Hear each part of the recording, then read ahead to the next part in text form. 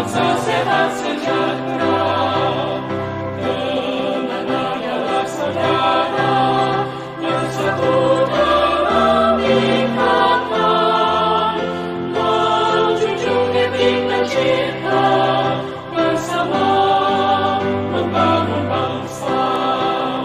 Mari kita tunaikan agung cipta dan kemandirian, luhur budi cerminan, integritas menekal, derapkan lekas satukan cipta, sehatkan bangsa, jiwa dan raga. Mari bersama kita berkarya, membangun nusa bangsa. Setia bersatu, berbagi kembangkan ilmu, bersama berpadu, satu terus maju.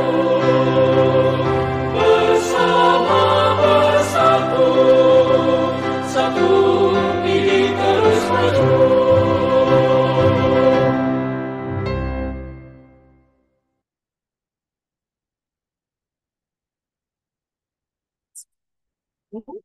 Assalamualaikum warahmatullahi wabarakatuh. Salam sejahtera untuk kita semua. Dengan ditemani oleh gemuruh petir dan hujan deras saat ini, semoga kita selalu semangat ya untuk mengikuti acara New Dolan seri ke-130. Para peserta yang saya hormati, selamat datang pada acara New Dolan seri 130 dengan topik emergency, X-ray in chest, dan abdominal. Perkenalkan, saya Dr. Rosis Setiawati, spesialis radiologi konsultan yang akan memandu berlangsungnya acara New Dolan dalam 1 jam ke depan. Acara Dolan ID Surabaya ini adalah program diskusi online mingguan yang diselenggarakan oleh Ikatan Dokter Indonesia Cabang Surabaya dan ber-SKP Kemenkes. Dan acara ini merupakan rutin yang diadakan setiap beberapa minggu dan dilaksanakan pada hari Senin pukul 15 hingga 16 WIB secara daring, yang bertujuan untuk meningkatkan pengetahuan dan kompetensi dokter melalui diskusi ilmu yang interaktif. Setiap minggu topik berganti sesuai standar kompetensi dokter Indonesia dan menghadirkan dokter spesialis yang berkompeten di bidangnya sebagai narasumber untuk berbagi pengalaman dan ilmu kepada dokter umum serta PPDS dari berbagai daerah di Indonesia. Acara ini juga diharapkan dapat menjadi sarana sharing ilmu antar dokter sehingga secara signifikan dapat membantu meningkatkan kualitas pelayanan medis di Surabaya khususnya dan nasional pada umumnya. Para peserta yang saya hormati, hari ini kita beruntung sekali ya dapat menghadirkan dua narasumber yang sangat berpengalaman di bidangnya yang akan memaparkan topik-topik yang tak kalah menarik dengan topik-topik yang selama ini pernah ditampilkan pada acara Dolan. Tetapi pada kali ini memang akan banyak gambar dan banyak yang kita pelajari, ya. Dan topik yang akan diangkat pada hari ini seperti yang saya sampaikan tadi mengenai emergency X-ray in chest and abdominal. Nah, tentu sebelum kita mendengar materi dari narasumber kita yang luar biasa sore hari ini, tentu saya ingin menyapa dulu ya. Yang pertama adalah Dr. Anita Widioningru, spesialis radiologi konsulat toraks. Selamat sore, Dr. Anita. Selamat sore, Prof. Rosi. Wah, Alhamdulillah sehat ya, Dok. Sehat. Hujan ya, Dok, di sana, Dok, kayaknya. Iya, ini masih pakai baju korpri ini, Prof. 10 November, Prof. Ya, sih 10 November hari. Semangatnya, Iya, semangat hari semangat, pahlawan. semangat dari pahlawan ya. Terima kasih Dokter Anita yang akan nanti membawakan dengan materi berjudul pencitraan diagnosis pada trauma toraks. Betul ya, Dokter Anita? Nggih, Judulnya ya, Prof. betul ya. Betul, Oke, nggih. yang kedua saya ingin menyapa tenang-tenang tapi menghanyutkan ini ya. Jadi Dokter Muhammad Hidayat Surya Atmaja atau Dokter Dadang, spesialis radiologi konsultan abdomen ya yang akan membawakan materi plain abdominal X-ray in acute abdomen. Betul ya Dokter Dadang, topiknya ya menarik sekali. Sedikit CV yang akan saya bacakan untuk beliau adalah staf pengajar ya di Departemen Radiologi Fakultas Kedokteran Universitas Airlangga dan staf medis di instalasi radiologi RSUD Dr. Sutomo Surabaya. Berarti nggak main-main ini ya. Jadi kita mengundang pakar-pakarnya. Dan Dr. Anita menyelesaikan pendidikan S1-nya di FK Brawijaya Malang, sedangkan Dr. Dada menyelesaikan S1 di FK UNER. Dan beliau kedua adalah lulusan pendidikan spesialis radiologi di Prodi Radiologi Fakultas Kedokteran UNER dan telah menjalankan praktek klinisnya sebagai seorang konsultan di bidang toras dan abdomen lebih dari 10 tahun. Sebelum saya mempersilahkan para narasumber yang luar biasa memberikan materi, saya akan menyampaikan beberapa informasi kepada para peserta bahwa acara ini akan berlangsung selama 1 jam dengan alokasi waktu sebagai berikut, di mana kita akan mendengarkan pemaparan materi oleh narasumber, yaitu narasumber yang pertama adalah Dr. Anita dan narasumber kedua adalah Dr. Dadan, yang akan nanti diikuti dengan sesi tanya jawab dan kemudian penutup. Nah, untuk materi tanya jawab atau sesi tanya jawab eh, nanti akan dilakukan setelah dua narasumber menyelesaikan presentasi. Dan peserta sudah boleh dipersilahkan mengajukan pertanyaan pada kolom Q&A ya pada saat pemateri atau narasumber sedang memberikan materinya. Jadi monggo silakan bisa langsung diketik saja di kolom Q&A. Untuk itu, supaya tidak ingin berlama-lama, maka saya akan persilahkan kepada Dr. Anita Widioningrum, spesialis radiologi, untuk menyampaikan materinya. Silakan, Dr. Anita. Tur nuwun Prof. Rosi, sudah mohon izin share. Suara saya jelas terdengar gitu, Prof. Jelas sekali, Oke. jelas sekali. Terima kasih. Assalamualaikum warahmatullahi wabarakatuh. Matur nuwun, ini kesempatan yang diberikan oleh IDI dan juga Prof. Rosi. Pada sore ini kita reminder, maksud bukan apa ya, sharing aja karena kan banyak nih ke kasus-kasus trauma toraks kalau kita jaga IGD. Nggih. Pencitraan diagnosis pada trauma toraks. Tentunya nomor satu tetap kalau saya kita akan kembali ke klinis. Klinis ini penting buat kita untuk perkiraan, oh iya ya apa yang terjadi, kemudian permintaan apa yang kita minta itunya nanti dan kalau bisa ada RPD RPK itu enak supaya kita tidak salah paham. Oh iya dengan apa namanya kejadian yang seperti itu nanti yang kita harapkan kemungkinannya apa? Pemeriksaan penunjang, imaging menjadi salah satu apa namanya untuk menunjang diagnosis, tetapi laboratorium pun akan kita tunggu. Kalau misalnya, oh ya ternyata dari serialnya itu turun seperti itu ya HB-nya, wah ini hati-hati itu menjadi apa namanya pemikiran juga. Oh nanti kita berkembang menjadi imaging yang lebih lanjut, diagnosa dan juga terapi. Di sini radiologi bisa membantu dengan radiologi intervensi, misalnya pada kasus-kasus pseudoaneurism pada aortic blunt trauma. Pemeriksaan yang paling sering, paling murah di mana-mana ada itu radiografi konvensional alias CXR seperti itu. Sonografi banyak di mana-mana sehingga kita juga bisa menggunakannya. CT ya di daerah banyak cuman di sini ini ada keterbatasan. Kadang-kadang ada keterbatasan listrik, kalau yang tidak stabil juga kontras. Ini menjadi keterbatasan kita. Kalau alat mungkin sudah disupport juga angiografi dan terakhir MRI. Terus terang untuk di Sutomo pun MRI berada pada posisi yang bukan di IGD, jadi di rawat jalan hitungannya. Gedung Diagnostic Center itu terhitung di rawat jalan. Kalau di CXR kita pasti mainannya adalah densitasnya itu mulai dari hitam banget sampai putih banget. Semua radiologi ya hitam putih. Berwarna sih banyak, cuman gradasi mulai dari hitam banget sampai putih banget. Hitam banget udara, kemudian putih banget itu atau opak itu di metal.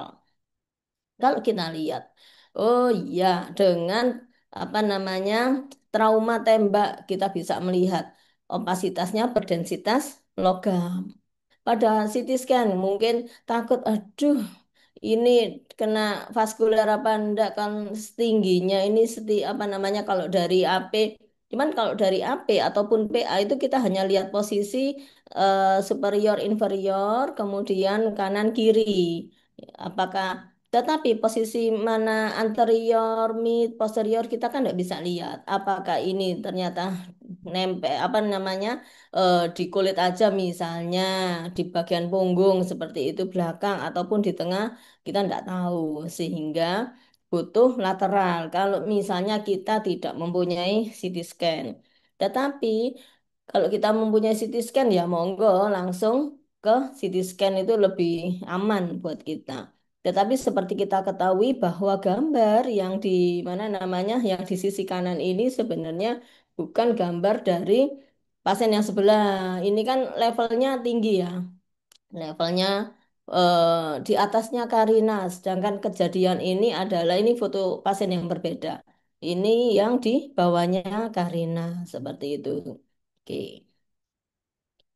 Kalau indikasi, ya selama ada keluhan kita bisa curiga ada kelainan di rongga toraks, bolehlah untuk dilakukan radiografi toraks. Kontraindikasi, bagaimana dengan kehamilan? Ini termasuk relatif. Jadi kalau misalnya kita hitung-hitung lebih banyak untungnya, kan ini resikonya sedikit sekali. Tapi tetap bagian abdomen akan kami tutup dengan apron seperti itu. Cuman tetap semua tindakan X-ray pasti kami meminta persetujuan dan menjelaskan, oh iya radiasinya segini itu pasti walaupun cuma hanya suatu chest X-ray. Interpretasi pasti anatomi. Kita mesti tahu dulu anatomi radiologi baru patologisnya. Faktor yang mempengaruhi rotasi, inspirasi yang tidak adekuat, penetrasi yang suboptimal, magnifikasi dan juga angulasi. Seperti kita ketahui, kalau pasiennya sudah apa namanya tidur kan berarti fotonya AP sudah ada magnifikasi. Belum lagi posisinya dia kalau apa namanya miring-miring, nah, pasiennya terpaksa misalnya di rest, kita pun juga akan terbatas fotonya. Kadang-kadang itu yang akan mempengaruhi kualitas. Jangan lupa ketika membaca identitas dan lain-lain. Untuk apa sih? Kalau serial kita tahu, oh ini yang jam sekian, ya ternyata terjadi perburukan, atau ternyata setelah tindakan, oh sudah membaik, itu menjadi pertimbangan kita. Sehingga foto lama adalah suatu hal yang penting di radiologi. Jadi misalnya kita ketemu pasien, oh lah kok putih satu sisi.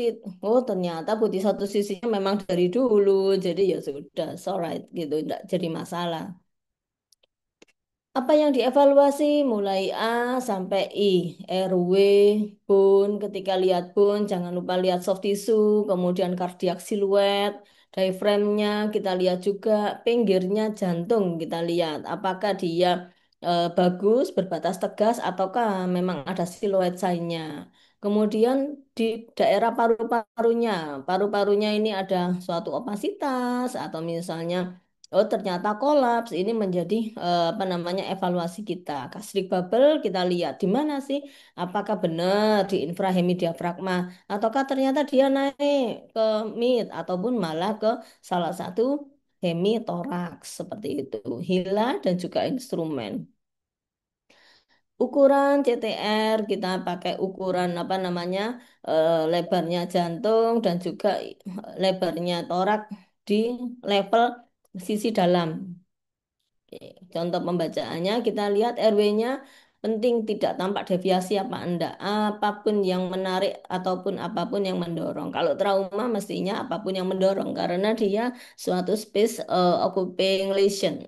Kemudian bone kita lihat fraktur, kemudian soft tissue-nya, ini CTR itu kardiak siluetnya ukurannya bagaimana besar, diafragmanya, sinus phrenicocostalisnya bagaimana, siluet sign ini tadi sudah saya jelaskan, gastric bubble juga sudah. Lainnya, instrumen ini kalau dia terpasang alat, apakah alat itu terpasang dengan benar dengan catatan syaratnya terpenuhi. Jadi kalau misalnya foto pakai ETT itu kepalanya bagaimana, apakah dia fleksi, apakah ekstensi itu pun akan pengaruh ke posisi foto. Kelainan-kelainan yang ada itu bisa pneumotoraks, pneumomediastinum, perikardium, nah, seperti itu. Contusio pulmonum masuk ya. Kemudian hernia diafragmatika, thoracic aortic blunt trauma dan juga fraktur. Ini agak bukan agak lama ya, lama memang 2013 diagnostic imaging pathways yang ada di waktu itu saya ambil dari Australia kalau tidak salah. Kalau kita mau bikin, monggo bikin sendiri sesuai dengan kan senantiasa bikin sesuai dengan kemampuan dari rumah sakitnya. Kita bedakan jas trauma itu dengan ada dua macam, trauma tumpul dan juga trauma tusuk. Kemudian supine. Jadi kalau misalnya pasien masuk rumah sakit, kemudian ya jangan dipaksa untuk PA, ya enggak apa-apa, supine. Kalau misalnya kita perlu sesuatu yang apa namanya ini berarti nanti bednya kita naikkan, posisinya nanti masih bisa 90 derajat. AP-nya AP setengah duduk atau AP duduk, tetapi pasien tetap tidur. Bagaimana bila kita butuh lateral? Lateral bisa kami lakukan dengan cross ini ya. Jadi miring, cross table. Jadi bukan pasiennya, ayo berdiri Pak, saya mau foto lateral. Jangan, apalagi kalau misalnya ditusuk ini supine ataupun prone ya, tergantung kejadiannya. Misalnya kayak saya waktu di Ambon itu tertusuk pisau dari belakang, ya saya ndak akan, oh ayo Pak silakan tidur, telentang ya, ya melapangkan jalan jadinya. Jadi ya enggak ya tetap apa namanya ya, enggak apa-apa tengkurap nanti kita yang foto. Kalau misalnya perlu nih, perlu USG kita bisa lakukan. USG kalau misalnya pasiennya tidak stabil tetapi kita dari foto misalnya nih secara klinis suara nafasnya kok sudah turun ya, tapi dari foto kok tidak kelihatan. Ya sudah kita USG untuk lihat pneumotoraknya bisa seperti itu. Kalau misalnya tersedia CT ya yuk kita langsung ke CT scan. Kalau pasiennya stabil, prinsipnya bila pasiennya stabil, jangan diagnosa itu nanti melapangkan jalan. Oke. Kita lihat, kita lihat foto chest X-ray perempuan ya. Perempuan ini kendaraan bermotor. Kita lihat, kok tahu kalau perempuan? Oh ternyata pada sekian ininya kita lihat ada breastnya juga lah, ada breastnya ya, perempuan berarti. Opasitas di satu hemitoraks. Kemudian kita lihat, ini ada deep sulcus sign. Orangnya tidur kan, tapi kita bisa lihat deep sulcus sign itu berarti ada pneumotoraks. Dokternya pintar sih ini, dipasang langsung WSD-nya kanan dan kiri. Pneumotoraks yang kanan masih ada, ini masih dalam kan. Kemudian yang ini sudah membaik. Kemudian eh, parunya sudah mulai ngembang. Tapi di sini kita masih bisa lihat emfisema subkutisnya nih masih banyak seperti itu. Ternyata pada CT scan kita lihat ini masih ada fluidi pneumotorak atau misalnya pneumotorak, ada laserasi dan juga laserasinya ternyata juga di livernya seperti itu. Kemudian ini berbagai macam tanda. Kalau misalnya kita lihat udara itu kan mestinya ini beda ya. Ini adalah hemitora kanan, hemitora kiri. Mestinya ini tidak ada hitam seperti ini. Nah, tidak ada lusensi ini yang kita sebut ini continuous diaphragma sign. Menunjukkan dia pneumomediastinum. Sign-sign-nya banyak. Tidak semuanya pada satu pasien itu berbagai macam sign itu full blown. Kita bisa lihat. Bisa yang Nucleus sign, V-sign ini. Nah, ini juga primomediastinum. Ada apa namanya lusensi di tepi dari aorta descending seperti itu. Bisa juga ternyata oh di pinggirnya bronkus sehingga kita bisa melihat eh, tebalnya dinding bronkus. Kita sebut double bronchial wall sign. Itu juga merupakan tanda dari pneumomediastinum. Ataupun juga kita bisa melihat arterinya kok kayak dikelilingi lusensi ya, yang disebut ring around the artery sign. Ini juga tanda-tanda dari pneumomediastinum. Atau itu kalau di level-level tengah, ini sebenarnya ada crescentnya, kemudian di sini juga ada crescentnya. Ini tubular artery sign, menunjukkan juga ini tapi di pinggirnya dari karotis. Ya, itu kalau ada selirit pinggir di sini hati-hati suatu pneumomediastinum. Ini agak lengkap ini orang ini. Kalau di radiologi bagus, komplit kelihatan semua itu di pasiennya enggak bagus.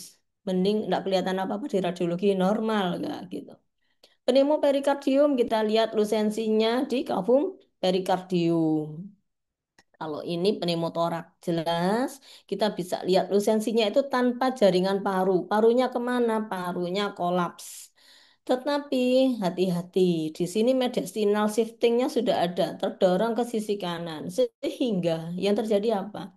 Ada yang didorong vena cava inferior terdorong. Nah, ini yang hati-hati. Kalau misalnya dokter sekalian melihatnya, oh secara klinis kok apa namanya kayak tanda-tanda shock, tapi jangan jangan main asal cairan. Kalau ini kan gara-gara dia terdorong ini sumbatan apa ya, kedorong mediastinalnya.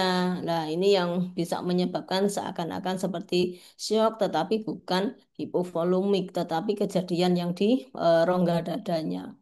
Seandainya tidak begitu kelihatan, kemudian maksudnya ini kan kolaps banget, ini jelas. Tetapi kalau kolapsnya seperti ini di anteriornya saja, dokter akan sulit melihat sesuatu yang apa ya tumpuk-tumpuk seperti itu karena di sininya pasti ada parunya dengan vascular markingnya masih ada, kemudian di sini ada pneumotoraknya. Nah, itu kalau dengan USG normal itu kita bisa lihat gini, Dok. Ini adalah pura-puranya pasirnya, kemudian ini yang disukuti, sehingga kalau misalnya kita bilang ini adalah suatu scissor sign. Tapi ketika dia di apa namanya pneumotorak, kita bisa melihat hilang si pasirnya itu menjadi, bentar, ini saya kok nggak bisa tandanya ini. Nah, ini dia seperti garis-garis ini semua karena dia tidak ada pergerakan dari parunya. Sehingga kita sebut stratosphere sign atau barcode sign seperti ini pada pneumotorak. Nanti kalau dokter lihat di sini, ini slidingnya kelihatan pada paru yang normal, tapi pada pneumotorak tidak kelihatan slidingnya. Kalau kepepet kita mau pakai USG itu seperti itu. Saya kok tidak bisa. Oke. Sekarang kita lihat lanjutannya. Ini multiple fracture ya dok, multiple fracture, kemudian ada hematom, kita lihat. Hati-hati juga di sini, si trachea. Begitu trachea deviasi, hati-hati. Ini harusnya lurus-lurus saja. Ada yang di sini, ada yang di sini. Lah, lebih baik kita jalan berikutnya adalah ke CT scan untuk mengevaluasi apakah juga ada aortic blunt trauma. Kemudian di sini untuk yang fraktur sternum, pasti susah. Kalau dari AP susah, sehingga kita butuh lateral.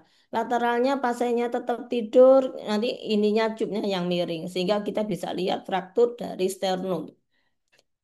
Untuk apa namanya kita lihat ini opasitasnya. Ada opasitas, ada kontusio, kemudian ini sayangnya kita tidak bisa lihat sampai bawah ya dok ya. Kalau bisa lihat sampai bawah kita masih bisa melihat apakah ada pneumotorak apa enggak dari deep sulcus sign seperti contoh yang pertama. Di sini kita bisa melihat ada kontusionya. Kemudian ini seperti biasa pneumotorak tadi, cuma kolapsnya berbeda. Kolapsnya macam-macam. Nah, ini sudah mulai apa herniasi ya, mendorong si trachea juga ke sisi kanan. Kalau yang di sini dokter lihat lusensi di pinggir, ini pneumomediastinum, ada emfisema subcutisnya. Ini contoh yang seperti tadi, pneumoperikardium. Oke. Bagaimana bila ada gambaran seperti ini? Hati-hati. Kenapa? Karena biasanya paru itu harusnya eh, kolapsnya ke tengah.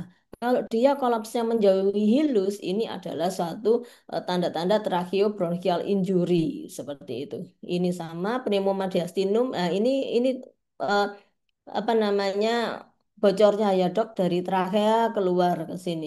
Ada emfisema subcutis juga. Ini adalah ketika trauma, dokter lihat, ini slide terdorong ke sisi kanan. Nah, ada pelebaran mediastinum, kemudian selain terdorong ke sisi kanan, kita harus hati-hati juga dengan eh, trauma pada aorta. Kita lihat di sini, nah dia sudah ada pseudo aneurism selain yang efusi. Bisa hematumnya ya. Sama di sini juga ada pelebaran mediastinum ke arah hematum semua. Vaskular mana yang apa namanya terluka nanti bisa dilihat dengan CT scan. Jangan lupa cek eh, kreat. Kalau misalnya anu ya terpaksa backup ya si apa namanya seandainya tinggi dan kita memerlukan ya konsul internis untuk evaluasi dari ini dari nanti seandainya kita perlu HD seperti itu. Kemudian normalnya kan tidak ada bulging seperti ini ya dok. Kalau ada bulging dokter hati-hati. Oh, apakah dari perikardial ininya ada yang rupture, ada yang tear seperti itu sehingga membuat berbagai macam gambaran. Kalau ini disertai volvulus. Tapi kapan sih saya bisa ngomong satu kalau misalnya dia pernah punya CXR ataupun juga dengan CT scan. Nggak berani kalau misalnya dari sini terus saya ngomong ini suatu volvulus nggak berani. Mesti ada CT scan yang confirm.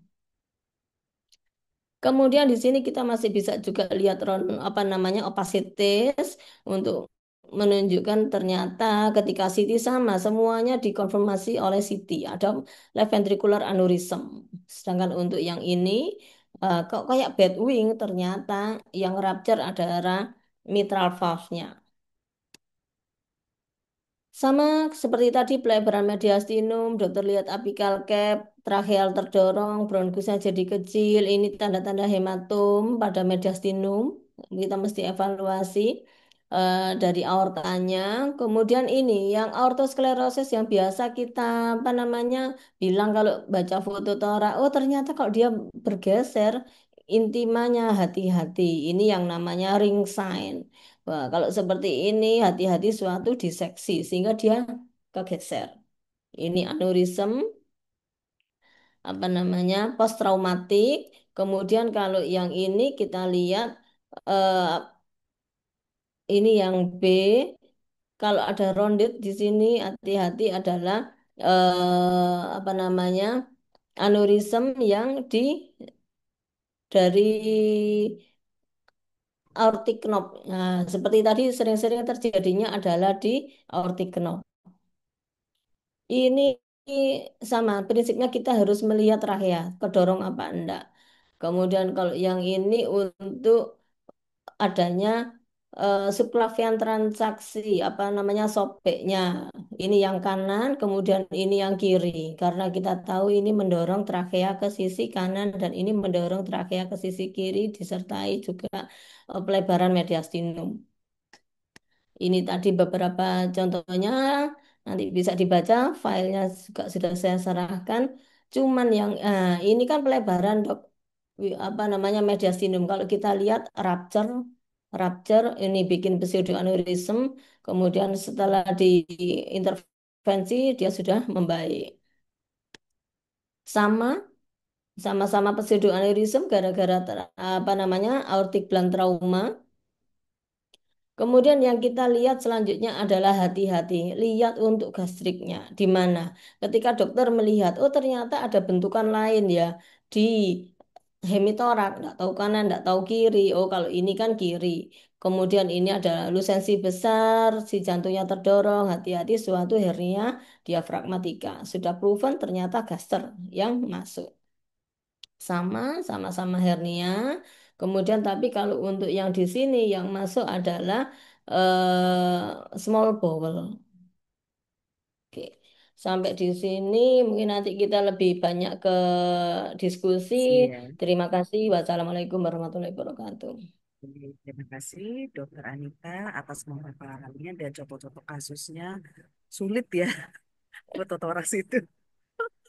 Jadi saya tuh sampai sekarang sedalam saya belajar ya, tetapi saya pikir toraks ini yang paling susah ya. Jadi rasanya nanti kita tidak berhenti di sini kayaknya Dokter Anita, kayaknya kita harus mengadakan pelatihan ya selanjutnya. Oke, baiklah. Iya, Prof. Terima kasih banyak Dokter Anita dengan paparan yang luar biasa dan contoh-contoh yang cukup kompleks ya tadi. Dan sekarang saya persilakan Dokter Dadang atau Dokter Hidayat untuk menyampaikan materi. Saya persilakan. Oke, terima kasih. Saya izin share screen. Apa sudah terlihat? Oh, belum slideshow ya. Belum slideshow, Dok.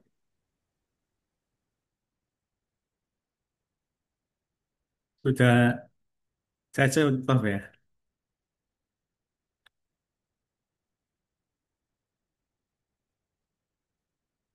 Oke.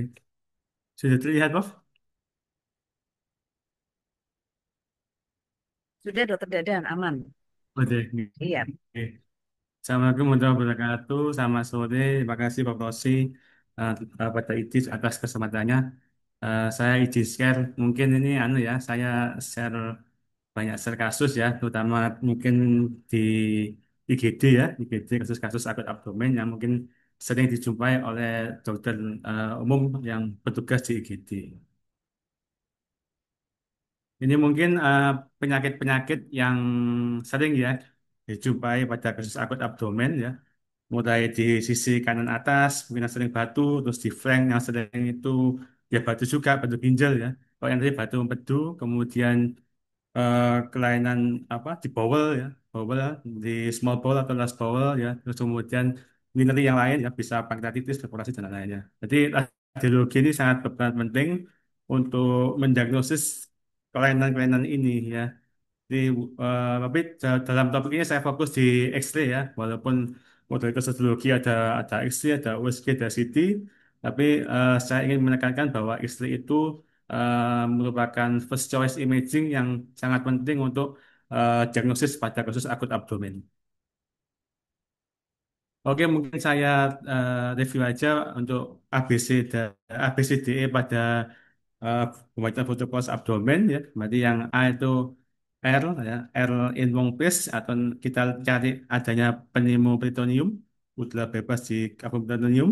Kemudian kedua kita evaluasi bowel, usus. Kemudian C klasifikasi, D disability ada kelainan di pada tulang dan organ padat dan E itu yang lain. Biasanya medical device. Pada materi ini saya mungkin fokus di ABC ya, di ABC. Mungkin anatomi normal dulu ya. Berarti udah normal biasanya ada di lambung ya, di sini, kemudian di tengah ada small bowel, mungkin ada sekitar 2 atau 3 loop yang tidak mengalami dilatasi. Diameter normalnya kurang dari 2,5 sampai 3 cm. Dan juga ada terlihat sedikit udara di daerah kolon ya, kolon di daerah mungkin di daerah senten atau mungkin di daerah sigmoid atau rektum. Udah level normal, ini digeser ada pada posisi berdiri ya. Kalau supaya tidak terlihat, sus halus biasanya ada sedikit, ada 2 atau 3 ya. Dan sus besar karena sudah ada penyerapan air, biasanya tidak ditemukan adanya effort level. Ini anatomi secara ya, secara gross anatomi dari last bowel. Berarti letaknya di last bowel di peripheral seperti figura foto. Terus ada khasnya adalah hausla, yaitu garis tidak utuh dari dinding ke dinding. Diameternya secara umum kurang dari 6 cm, kecuali pada segmen bisa sampai 9 cm. Ya. Kemudian di small bowel ini diletak di tengah, di sentral. Khasnya adalah valvula conniventis, ada garis utuh yang melewati lumen dan diameternya sekitar kurang dari 3 cm. Ini eh, itunya ya, gambaran dari small bowel, khasnya valvula conniventis, garisnya menyambung. Ini garisnya tidak menyambung pada hausla. Untuk diameternya ada pakem ini ya, 369, 3 small bowel, 6 large bowel, dan cecum 9 cm. Ya. Jadi yang penting kita bisa identifikasi mana small bowel, mana large bowel. Ya. Itu yang utama dalam evaluasi untuk bowel.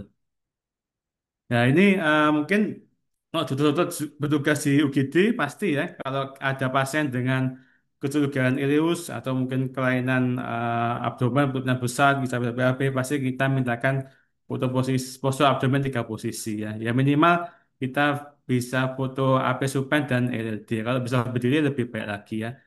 Tapi eh, biasanya kita foto ini AP sama LLD ya. Jadi AP dulu, kemudian pasiennya diposisikan miring ya, ke kiri, kemudian tunggu sampai 10 sampai 15 menit, nunggu udaranya ke atas, baru kita foto LLD.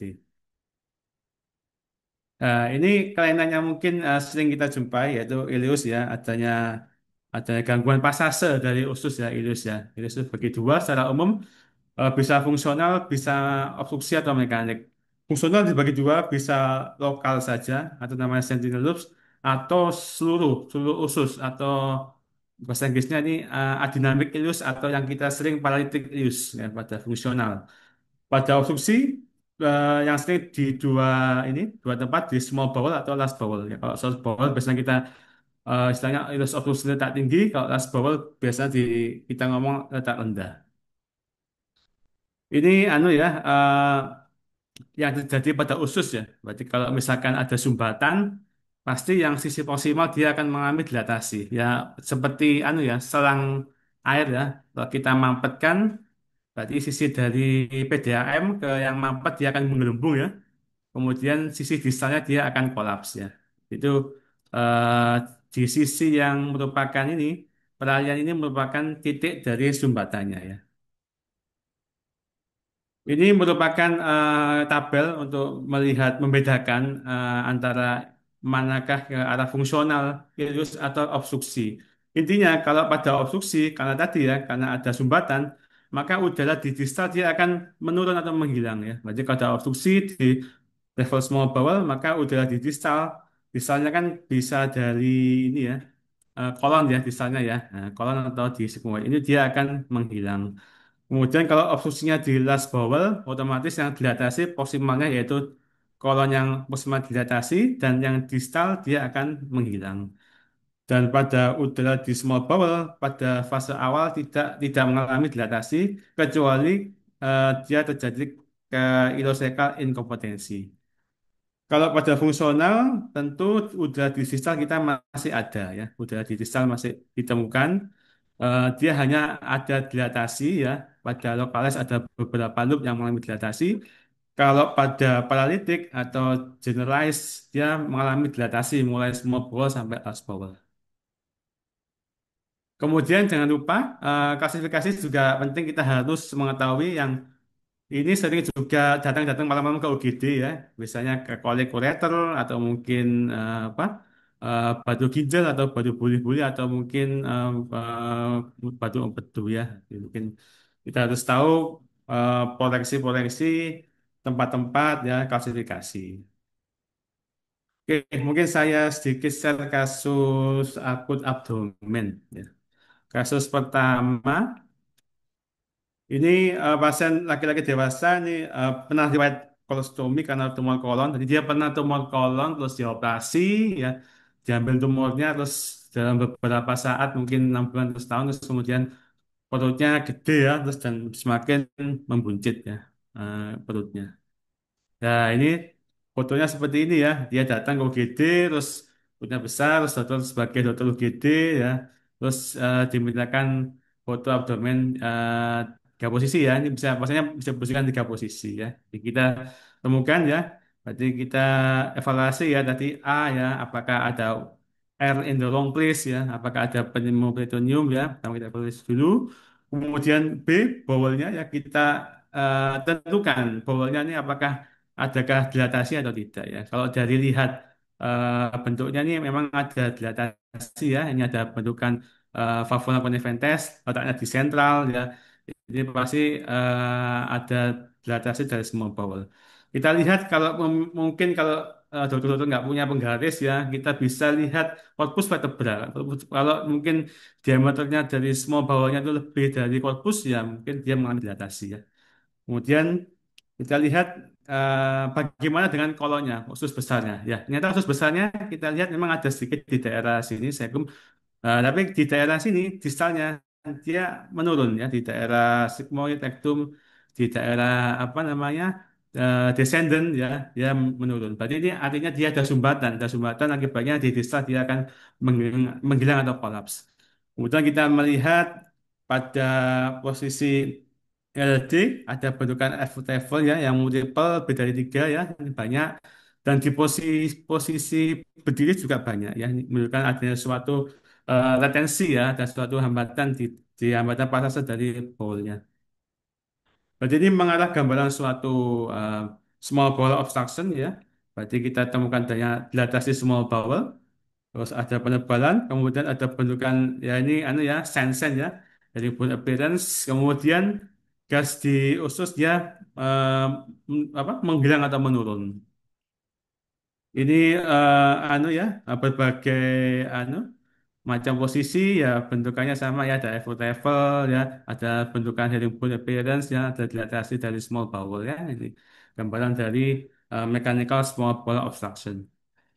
Ya ini sen-sennya ya ini karena sebetulnya sih karena terbentuk ya akibat dua usus halus ya yang dilatasi dan berdekatan. Jadi ada sign-sign seperti apa herringbone appearance, ada seperti stack of coin, koinnya ditumpuk ya, ada yang bentukan seperti cold spring ya. Ini sebetulnya sama aja sih. Bentukan apa dilatasi small bowel yang dilatasi dan berdekatan ya. Berarti valvulanya itu dia dilatasi seperti bentukan-bentukan ini. Nah, ini ada bentukan lagi. Ini yang namanya string of percent ya. Seperti biji tasbih. Ini kalau sudah ada bentukan gini, ini hati-hati. Ini ususnya sudah mulai capek nih. Jadi sudah mulai terisi cairan ya. Jadi di dalam yang dilatasi ini sudah ada tetesan cairan yang hampir memenuhi lumen dari small bowel-nya. Berarti yang tersisa cuma bentukan kayak bulat-bulat kayak tasbih atau kalung. Ini hati-hati kalau sudah begini, berarti ususnya sudah mulai iskemi mungkin ya, nggak mungkin di CT scan lebih jelas. Tapi kalau kalau mungkin dokter menemukan bukan gini, mungkin sudah nggak diatasi lagi, itu mungkin harus perlu-perlu dikonsulkan ke DPJP bedanya. Oke, ini emerging small bowel ya. Berarti first choice radiologi konvensional ya. Nanti ada temuannya tadi ya, diatasi loops small bowel sekitar 2,5 sampai 3 cm. Kemudian ada bentukan foot level pada loop yang tidak satu level membentuk step ladder.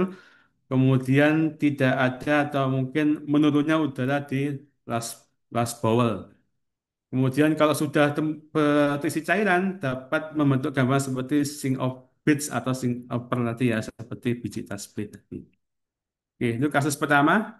Berarti kasus pertama mungkin sering ya kita jumpai di pasien-pasien UGD ya. Misalnya pasien itu ada riwayat operasi, terus dia datang lagi. Biasanya yang sering sebabnya karena adesi atau perekatan ya.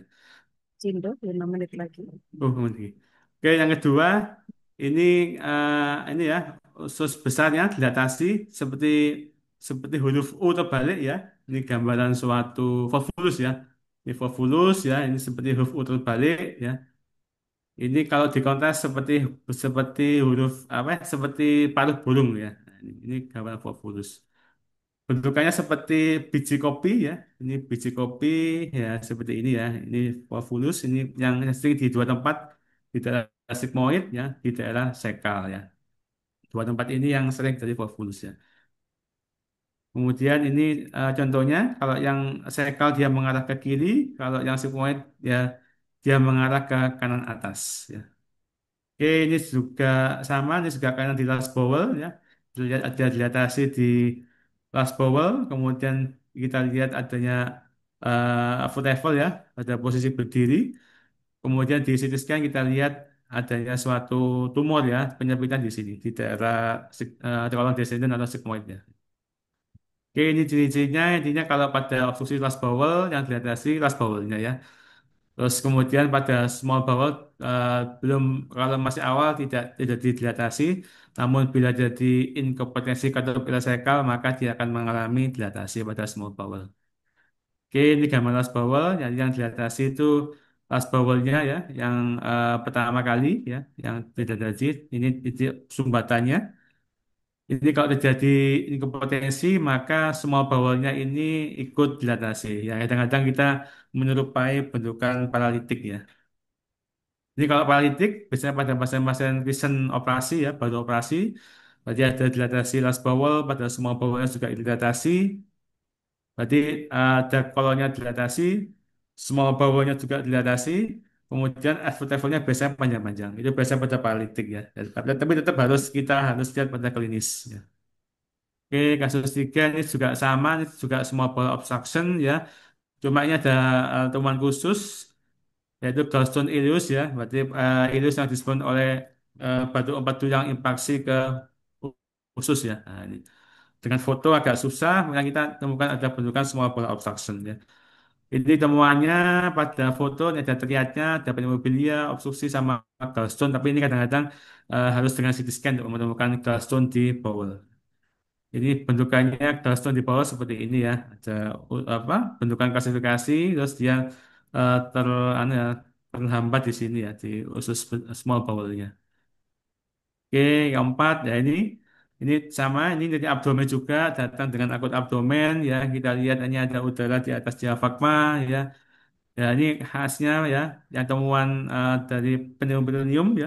Kita lihat adanya udara di bawah diafragma membentuk gambaran crescent sign ya. Kemudian ada penebalan bawah Likert sign. Kemudian kita lihat adanya udara di sekeliling hepar ya. Ini ya pada Decubitus kita lihat adanya udara di luar kontur bawah. Ini gambaran pneumoperitoneum. Oke. Ini temuan mayornya ini ya.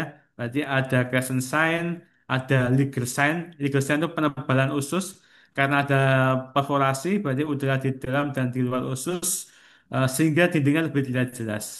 Kemudian ada bentukan ligamen falciform ligamennya lebih jelas ya. Ini karena ada udara bebas ya. Jadi ini karena ada udara bebas, ini ada ligamen falciformnya terlihat jelas ya.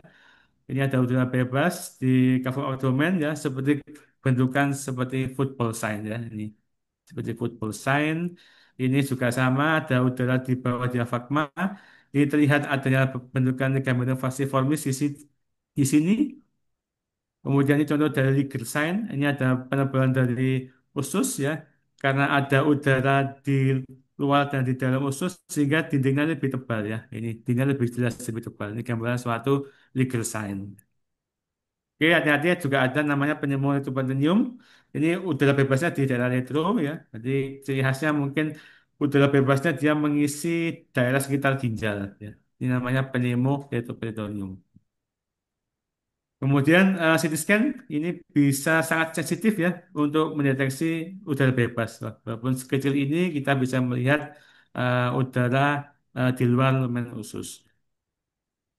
Oke, kalau ini sering kita jumpai mungkin ya, pasiennya datang dengan perutnya besar, begah ya, kita lihat pada foto polos ya, kita lihat ada kesuraman, ada progres opacity memenuhi kafum abdomen, terus kita lihat ususnya ini kayak terkumpul floating ke tengah ya. Ini gambaran suatu asites ya, yang bermakna ya, yang banyak ya, sehingga ususnya sampai floating ke tengah. Ya, ini Ini dokter gambaran Reda, asites. masih lama kan? Oh iya, dok. Ya, Oke, ini terakhir, Dok. Ini ya, Ini untuk anu aja, kalau ada distensi vokal dari bawel, hati-hati, ini ada suatu proses inflamasi ya. Nah ini hati-hati kita harus lihat klinisnya ya. Ini bisa suatu pankreatitis ya. Ada proses pankreatitis sehingga ada proses inflamasi sehingga bawelnya dia ikut mengalami dilatasi. Ya. Ini namanya sentinel loops ya. Berarti dia ada dilatasi bawel karena proses adhesion itis ya pada sekeliling dari bawel. Oke, ini perbatuan ya. Jadi batu juga ada bisa kita lihat. Ini batu cholelithiasis multiple ya di kanan atas ya.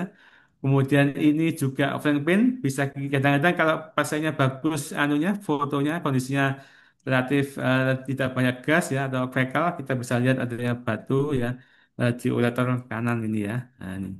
Jadi khasnya dia di sisi aspek dari tarsus yang sebelah kanan. Kemudian ini ada klasifikasi yang tengah ini, kadang-kadang bisa bikin nyeri ya. Hati-hati ini bisa gambaran suatu aneurisma aorta. Ya. Oke, mungkin itu aja, Prof, untuk kasus-kasus emergensi. Ini intinya kalau kita harus bisa membedakan mana gambaran fungsional illness atau mechanical illness. Ya. Oke, terima kasih. iya. Terima kasih Dokter Dadang atas presentasinya yang sangat detail ya dan informatif. Tapi mohon maaf karena memang waktunya sangat-sangat terbatas. Nah, selanjutnya kita akan masuk pada sesi tanya jawab ya. Jadi mungkin nanti supaya adil dok ya karena waktu ini sudah mepet. Mungkin saya akan berikan dua pertanyaan pertama dan dua pertanyaan kepada Dokter Dadang juga kepada Dokter Anita dan Dokter Dadang. Saya sampaikan pertanyaannya dulu masing-masing dan monggo nanti silakan dijawab setelah ini supaya rata ya. Ini soalnya ada beberapa yang masuk Dokter Anita, pertanyaan dari Dokter Dadang juga dan pertanyaan dari saya juga ini. Oke, yang pertama untuk Dokter Anita, bagaimana membedakan sentral lung mass dan mediastinal mass dari foto X-ray? Itu yang pertama dari Dokter Ismi Ayu, PPDS Radiologi. Dan yang kedua juga kepada Dokter Anita, bagaimana membedakan infiltrat atau konsolidasi ya, pada keradangan paru mungkin ya dok ya dengan kontusio pulmonum yang mungkin tidak diketahui klinis pasien. Oh, silakan disiapkan dan pertanyaan untuk dokter Dadang. Dokter Dadang ini kan teman-teman mereka kan berada atau mereka menjadi lini terdepan di IGD ya. Nah, kira-kira klinis yang paling signifikan bisa mengarahkan teman-teman GP untuk bisa mengirimkan foto akut abdomen tadi, karena foto akut abdomen kan terbatas ya, apa istilahnya tidak kita perlakukan semua pasien ya. Nah, itu kira-kira klinisnya yang mengarahkan ke suatu akut abdomen, terutama pada kasus-kasus bawel tadi itu, apa dokter Dadang yang bisa membantu teman-teman. Dan yang kedua adalah tadi ada gambaran volvulus yang menyerupai gambaran huruf U terbalik ya dok ya, dan gambaran penembuk peritoneum yang seperti football sign ya. Nah mirip-mirip ya dok ya. Nah ini mungkin ada clue yang bisa membantu kita semua dalam membedakan gambaran yang mungkin terlihat mirip ya, sama-sama seperti kacang ya, seperti kacang ya, seperti itu. Silakan mungkin Dokter Anita dulu. Saya persilakan ada dua pertanyaan ya. Dan Dokter Dadang juga dua pertanyaan. Terima kasih. Oke, matur nuwun Prof. Ini suara saya masih bisa didengar nggih Jelas, Prof? Soalnya jelas sudah sekali. pindah. Jelas Jadi sekali. yang apa namanya yang pertanyaan dari Dokter Ismi itu membedakan central lung mass dan juga mediastinal mass. Terus terang kita pasti akan lihat nomor satu batasnya dulu. Sama misalnya pun sama-sama tegas, si masa paru itu pasti spekulit karena dia kan dasarnya dari alveolar seperti itu. Jadi ringgi-ringgi final mass itu dia kan berbatasnya bagus karena dia itu dari tengah kemudian dia untuk bisa neken ke sana itu ada pleura parietalis kemudian masih ketemu lagi pleura visceralis sehingga batasnya pasti halus seperti itu. Kemudian kalau misalnya kita lihat ininya sudutnya, kalau dari mediastinum namanya juga dari tengah, sehingga sudut dengan parunya akan menjadi suatu obtus angle. Tetapi kalau untuk yang paru, karena dia dari dalam sendiri, dengan apa namanya garis mediastinumnya itu dia menjadi suatu acute angle. Nomor satu itu dulu. Kecuali yang mungkin yang paling susah itu kalau pasien datang ke Sutomo itu kan sudah kompleks, complicated masanya besar, kemudian kesannya menjadi halus, kita lihat adanya displacement dari visur. Misalnya nih, masanya ternyata membuat atelektasis. Nah, kalau dia di atas akan bikin suatu golden sign, apa namanya, eh, kebalik itu ya, karena masanya di tengah itu masa paru seperti itu. Oke, untuk pertanyaan kedua, perihal infiltrat dan konsolidasi. Infiltrat itu sebenarnya kayak awan seperti itu. Tipis, putih, kayak awan. Kalau misalnya kita bandingkan dengan vaskulernya, level putihnya itu, opasitasnya itu masih di bawahnya vaskuler. Itu kita sebut parenchymal infiltrat. Dulu sempat apa namanya sudah tidak dipakai, tetapi ketika muncul COVID lagi, Brixia Score dan lain-lain pun dia akan ada masih menggunakan parenchymal infiltrat ternyata. Kalau konsolidasi itu level opasitasnya sama dengan vaskuler, itu yang biasanya disebut juga moderate ya, seperti itu konsolidasi. Bedanya dengan contusio pulmonum, kalau saya akan lihat juga ada frakturnya enggak. Kalau misalnya enggak ada frakturnya, saya ya tetap sih saya pasti balik lagi ke klinis. Jadi radiografer itu kalau apa namanya laporannya mesti lengkap. Oh iya, ada batuk, ada panas, nah, itu mesti lengkap karena dia pasti anamnesis dulu seperti itu. Jadi sekarang orang kalau tidak ada keluhan ngapain dia ke rumah sakit? Pasti ada keluhan. Itu yang bisa kita tanyakan ke pasien seperti itu. Kalau misalnya tidak ada fraktur, secara klinis juga ke arah infeksi, saya tulisnya infeksi. Tetapi kalau misalnya ada batuk, kemudian dia jatuh, nah ini kan kita bingung, ya Bisa. kan? Nah itu Ya. tetap saya DD seperti itu. Tapi kalau misalnya di lokasinya itu ada fraktur, saya utamanya adalah fraktur di situ, kemudian sama kontusi pulmonemia, seperti itu, Prof. Ya, ya. Jadi semuanya kembali ke klinis awal. Saya kira trauma non trauma itu jelas ya Dokter Anita ya di awal nanti pasti sudah diketahui ya seperti itu. Ya baiklah. Dokter Anita agak terputus walaupun nanti ada pertanyaan lagi. Silakan Dokter Bradang untuk merespon pertanyaan yang pertama tadi dok. Klinisnya itu kapan sih teman-teman GP ini harus mencurigai dan harus melakukan foto yang lengkap untuk 3 posisi akun-akun. Silakan. Ya, terima kasih, Pak. Memang untuk foto abdomen itu tidak seluruh kasus ya. Jadi kasus datang dengan apa? Nyeri perut pasti difoto tiga posisi memang tidak rutin. Memang ada kondisi-kondisi yang kita harus ya, perlu foto tiga posisi. Yang pertama yaitu kecurigaan ada perforasi ya dari saluran cerna ya. Jadi mungkin ya memang kembali ke klinis itu dia habis apa terjadi perutnya tiba-tiba sakit terus perutnya besar tiba-tiba itu juga perlu klinis ya. Terus kemudian kedua kecurigaan adanya obstruksi, ada kecurigaan obstruksi dari usus ya. Nah, gitu itu memang juga sama harus tahu klinis ya. Terus bagaimana riwayatnya, riwayat operasi, apakah pernah dilakukan ya. Terus dia ada gangguan tidak bisa BAB ya. Banyak masalah perbaulan itu abdomen tiga posisi ini yang utama ya. Jadi kalau sama itu, sama mungkin sama kecurigaan benda asing itu eh, juga sama itu juga perlu difoto ya. Kecurigaan benda asing yang utama yang berdiskusi logam ya, takutnya mungkin sampai mana logamnya masih ada atau tidak, mungkin perlu dilakukan foto tiga posisi. Itu kalau yang kasus lain mungkin terbatas loh ya, jadi mungkin kalau ada kecurigaan apa batu itu bisa ya bisa tidak, orang ada sekarang ada USG mungkin bisa dengan USG ya. Terus kemudian ada kasus apa trauma abdomen mungkin sekarang arahnya ke arah cairan bebas dulu ya misalnya ke arah vas dulu biasanya kalau untuk kasus-kasus itu. Cuma yang mutlak di abdomen itu biasanya kasus-kasus mencari perforasi saluran cerna sama mencari adanya obstruksi dari usus gitu. Kedua dok, tadi membedakan antara football sign dan inverted U sign. Oh ya, kalau football sand itu eh, dia udaranya itu dia tidak ada kontur baunya. Jadi udara itu tidak ada kontur bau di situ. Kemudian organ-organnya dia itu kayak ngumpul ke tengah. Kemudian kita lihat adanya ligamen falciformis. Itu yang football sign.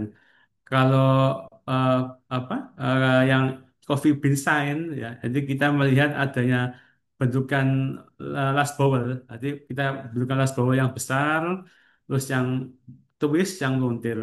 Tentu kita kalau lihat di apa foto LLD mungkin kita tidak melihat ada udara bebas ya. Berarti pada foto LLD mungkin pada Volvulus mungkin nanti tidak komplikasi Bob ya. Belum ada komplikasi perforasi mungkin di bawah dari diafragma kita tidak melihat adanya udara bebas. Di samping itu mungkin sen-sen lain mungkin kita bisa melihat pada apa football sign. Mungkin legal sign-nya ada ya, Ya, mungkin ligamen fungsinya ada. Biasanya tidak berdiri sendiri, Pak. Biasanya ada sign lain ya, yang terlihat pada football sign. ya. Jadi biasanya memang masing-masing arah klinis ke arah pneumoperitoneum maupun Ilius itu pasti tidak berdiri sendiri ya dokter, karena kan kita punya tiga posisi ya. Tiga posisi Ya, itu kan ada yang supine, ada yang lateral ya, ada yang kemudian kubitus ya atau ya, erect kan seperti itu. kira. Jadi semua posisi ini memberikan informasi klinis yang sangat berperan ya dokter Dadang di dalam diagnosis. Jadi memang tidak bisa dilihat dari satu persatu ya teman-teman, jadi harus dilihat dari satu kesatuan. Nah, eh, satu pertanyaan untuk masing-masing narasumber ini karena memang waktu sebentar lagi sudah berakhir juga. Yang eh, berikutnya Dokter Anita, kan tadi Dokter Anita tuh menunjukkan gambar-gambar dengan CT scan ya dok ya gitu. Nah, tadi first line tetap X-ray menjadi pilihan. Nah, kapan ini Dokter Anita untuk trauma? Trauma pada dada, ya, dinding dada ini kira-kira kapan gitu? Ada petunjuk bagi teman-teman GP ini atau residen kapan dikirimkan untuk atau diarahkan untuk pemeriksaan lebih lanjut, yaitu pada CT scan pada kasus-kasus yang mana kita dapatkan adanya kecurigaan trauma pada dada. Itu yang Dokter Anita, sedangkan untuk Dokter Dadang, eh, apabila ada pasien curiga pneumoperitoneum, curiga perforasi nih dok, ya, tapi nah, pasien itu nggak bisa diposisikan LLD seperti yang tadi dokter sampaikan harus menunggu 15 menit ya kan untuk kemudian udara naik ke atas ataupun erek. Nah, apakah mungkin supan juga masih bisa kita jadikan ini dok acuan ya atau ada tanda-tanda yang bisa membantu dari supine position? Terima kasih. Silakan dokter Anita. Nggih, matur nuwun Prof. Ini edisi hemat ya Prof saya. Edisi BPJS. Jadi kalau misalnya kita lihat ini pasien dengan trauma, kemudian kalau pneumotoraks saja, insya Allah kan gampang dengan apa namanya. Tetapi begitu ada pelebaran mediastinum, nah, kita mesti aware.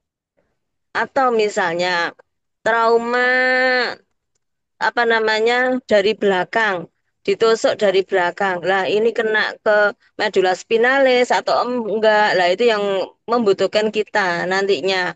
Oh iya, perlunya dengan CT scan seperti itu. Kalau misalnya pisaunya masih nancep juga kan kita mau cabut itu kan ya pikir-pikir ya, iya kalau aman apa enggak, nyabutnya. Kalau enggak kan kalau di MRI jelas nggak mungkin. Jadi bisanya CT scan tuh kalau misalnya dipotong dipendekin besi atau apapun itu. Nah, seperti itu CT scan. Kalau misalnya kita kena yang vaskuler, kemudian kena tulang belakang yang resikonya ke medula spinalis seperti itu. Tetapi kalau misalnya pneumotorak, fraktur yang di pinggir-pinggir, insya Allah masih aman sih. Sehingga tadi itu yang biasanya contoh-contoh yang disertai dengan apa namanya dengan CT lanjutan itu biasanya ada pelebaran dari mediastinum itu nomor satunya ataupun juga misalnya teman-teman dokter ketika ini lihat oh ternyata kok ada apa namanya hernia diafragmatika itu kan sebenarnya dari foto polos juga sudah kelihatan sudah cukup kalau kecuali mau mengevaluasi apa ya lebih lanjut kalau ada ini ada kontras ya pakai fluorus seperti tadi atau sebenarnya enggak yakin apa ya benar ini diafragmatika baru tetapi kalau misalnya kita sudah yakin karena gambaran hernia diafragmatika sudah jelas minta lateral dulu itu sudah jelas sudah cukup menurut saya. Tapi tergantung kasus ya dok ya, gitu tergantung kasus dan Oke. memang itu juga harus ada koordinasi antara teman-teman yang ada di IGD, ada di bedah ya, juga di penyakit dalam kalau memang menerima apa pasien-pasien dengan trauma ya. Jadi karena sekarang radiologi kan disupport oleh banyak modalitas dan itu provided di IGD saat ini ya dokter Anita. Jadi tentu komunikasi yang baik ya antara teman-teman di IGD dan teman-teman di radiologi ini juga harus terjalin dengan baik. Terima kasih dokter Anita. Dokter Dada, mungkin silakan bisa menanggapi pertanyaan yang tadi. Oh ya, terima kasih. Ya, tidak Ini bisa kan positioning pada yang lengkap pasien tidak gitu. positioning ya. Nanti dia cuma mungkin Supine. kondisinya jelek ya, nggak sadar atau apa, harus cuma supine aja ya. Sebetulnya kalau posisi AP supine itu kalau perforasinya banyak, artinya kalau mungkin gaster ya, gaster kan banyak pasti eh, banyak perforasi itu dari foto AP Supen bisa terlihat. Jadi hasilnya biasanya kita lihat tadi ada legal sign, ada penebalan dari bowel, kemudian ada lusensi di daerah diafragma dan sekitar hepat itu terlihat. Kalau banyak udara bebasnya mungkin daripada gaster. Namun pada kondisi-kondisi yang mungkin perforasinya mungkin nggak terlalu banyak mungkin pada apa divertikulitis ya, itu mungkin ada yang susah ya. Nah, itu alternatif mungkin kalau dokter itu punya modalitas lain, CT scan itu bisa dipakai. Jadi walaupun CT scan tanpa kontras pun kalau hanya untuk mencari udara bebas itu bisa dipakai tuh. Jadi gitu. Jadi AP supaya bisa diagnosis untuk udara bebas asal mungkin udara bebasnya banyak bisa terlihat dengan AP supaya saja. Ya. Namun bila itu tidak bisa dengan LD mungkin kalau ada modalitas Science City bisa dipakai untuk melihat adanya udara bebas. Itu sebabnya. Ya, ya. Jadi ini ya, jadi ada beberapa modalitas dan mungkin supine pun itu juga masih bisa kita arahkan untuk pemeriksaan CT scan kalau memang Ya. ini ya, Dokter Anita masih menyetir ini, terlihat safety beltnya. Oke, baik Dokter para peserta yang saya hormati ya, karena waktu ya yang memang sangat sangat terbatas gitu sehingga memang mau tidak mau nih dengan terpaksa ya saya sebagai moderator harus menutup ya atau summary ya dari beberapa materi yang sudah disampaikan yang luar biasa dan sepertinya ini nggak cukup ya Dokter Dadang sama Dokter Anita ini kemarin tuh demandnya banyak gitu loh ya jadi rasanya mungkin Dokter Dadang ini kebetulan sebagai Ketua PDSRI Cabang 8 Surabaya mungkin nanti bisa tuh dok kerjasama dengan ID ya dok untuk teman-teman GP ini untuk bisa mendapatkan pelatihan mungkin dok gitu yang lebih panjang waktunya bersama Dokter Anita, Dokter Dadang ya untuk kasus-kasus lanjutan ini lanjutan dari Dolan seri 130 gitu bisa ya Dokter Dadang? Iya, Insya ya. Allah ya kita akan bantu ya karena Oh, kalau 1 jam ini kayaknya nggak cukup banget gitu rasanya ya. Oke, mungkin sebelum saya menutup, saya persilakan mungkin Dokter Dadang dan Dokter Anita bisa memberikan hot tips ya kepada teman-teman itu apa ya gitu dalam mengevaluasi emergency pada CHEST gitu, apa yang perlu diperhatikan. Singkat saja, Dok. Saya persilakan Dokter Anita. iya, matur nuwun Prof. Kalau saya prinsipnya kita bacanya urut, terserah mau dari luar ke dalam, asal nggak ada yang terlewat seperti itu. Atas ke bawah itu aja sih. Kemudian area-area tengah itu kan hidden gem.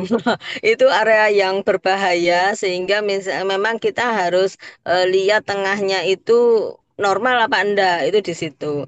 Kemudian kembali lagi klinis. Kalau buat saya ya memang enggak bisa, belum tak lihat, kirim dulu ke radiologi ya. Jangan, seperti itu. Nomor satu, klinis dulu dilihat sehingga saya pun akan bertanya jejasnya di mana. Karena kan kesadarannya yang baca foto itu juga kadang enggak 100% terus. Ya itu kalau misalnya kesadaran menurun itu kita mau enggak mau lah harus lihat jejas apa informasi klinis seperti itu aja Prof. Matur nuwun. Terima kasih Dokter Anita. Dokter Dadang mungkin hot tips bagi teman-teman nih. Kalau untuk abdomen juga sama, klinis utama nomor satu ya. Kalau untuk evaluasi tadi sudah saya sebutkan yang penting ya tadi ya A sama B itu nanti udara bebas sama adanya dilatasi dari bawel mungkin yang utama untuk GP itu dulu. Kemudian abdomen ini mau apa sangat dinamis ya. Jadi kadang-kadang mungkin awalnya oke-oke aja, terus tiba-tiba dia tiba-tiba langsung Bisa memburuk, ya turun itu ya. bisa berbeda, bisa berubah. Jadi sangat-sangat dinamis.